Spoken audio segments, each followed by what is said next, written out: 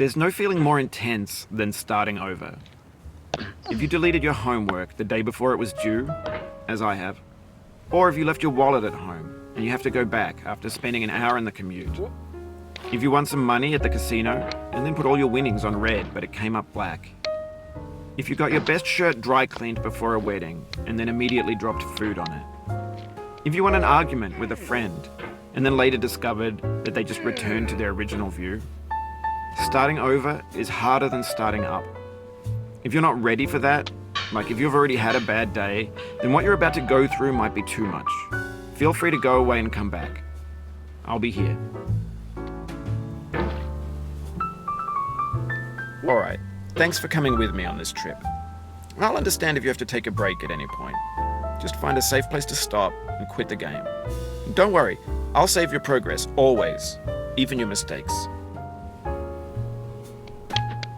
This game is a homage to a free game that came out in 2002, titled Sexy Hiking. The author of that game was Jazuo, a mysterious Czech designer who was known at the time as the father of B games. And B games are rough assemblages of found objects.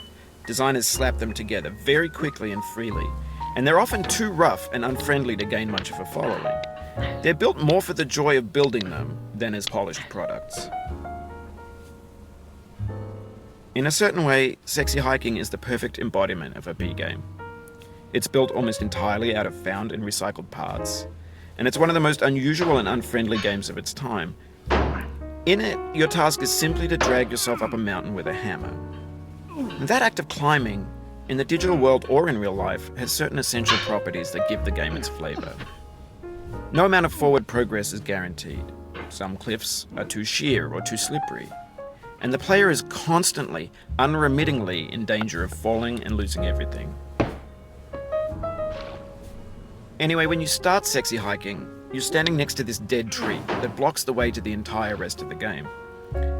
It might take you an hour to get over that tree, and a lot of people never got past it. You prod and you poke at it, exploring the limits of your reach and your strength, trying to find a way up and over. And there's a sense of truth in that lack of compromise. Most obstacles in video game worlds are fake. You can be completely confident in your ability to get through them once you have the correct method or the correct equipment or just by spending enough time. In that sense, every pixelated obstacle in Sexy Hiking is real. The obstacles in Sexy Hiking are unyielding, and that makes the game uniquely frustrating. But I'm not sure Jazuo intended to make a frustrating game. The frustration is just essential to the act of climbing, and it's authentic to the process of building a game about climbing. A funny thing happened to me as I was building this mountain. I'd have an idea for a new obstacle, and I'd build it, test it, and it would usually turn out to be unreasonably hard. But I couldn't bring myself to make it easier. It already felt like my inability to get past the new obstacle was my fault as a player rather than as a builder. Imaginary mountains build themselves from our efforts to climb them, and it's our repeated attempts to reach the summit that turns those mountains into something real. When you're building a video game world, you're building with ideas, and that can be like working with quickset cement. You mold your ideas into a certain shape that can be played with, and in the process of playing with them, they begin to harden and set until they're immutable, like rock. And at that point, you can't change the world. Not without breaking it into pieces and starting fresh with new